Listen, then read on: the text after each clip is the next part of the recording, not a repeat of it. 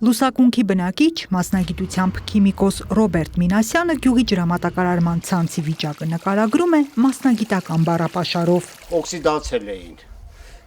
ժանգոտվել էին, այսինքն ֆերում 3O4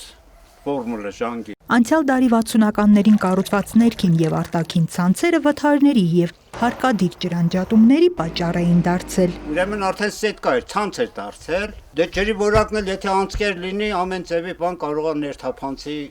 համասիստեմայի մեջ, նույնիսկ վտանգավոր է։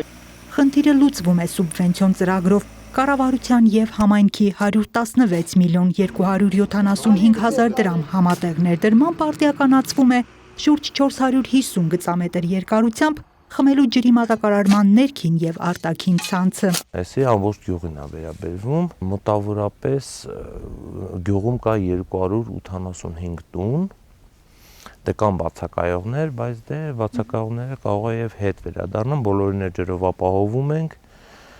այտենց մարդ չինելու, որ ջրի խնդիր ունենա։ Խմելու ջրագծի նախկին մետաղականի փոխարեն անցկացվում են պոլիէթիլենային խողովակներ։ Աշխատանքներն այնպես են կազմակերպել, որ ջրամատակարարման ընդհատումներ չլինեն։ Ցանցերի արդիականացումը մեկնարկել էր օգոստոսին, ավարտը նախատեսված է մինչև տարեվերջ։ Այսինքն մի հատ նորմալ գործ, որ սա գյուղը բավարարվի ջրով։ Մարդիկ աշխատում են նորմալ, մարդիկ աշխատում են տեղին, ես էլ շինարար եմ, հասկանում եմ ամեն ինչից, ես նայում եմ իմ աչքը կտրում է։ Նենց են աշխատում օգտագործում այդ գործիքները աշխատանքը տրակտորը, որ չի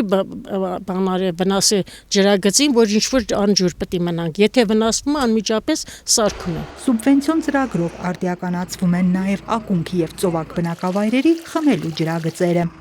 Անահիտ Կարյան, Սարգիս Ալավերդյան, լուրերի համար։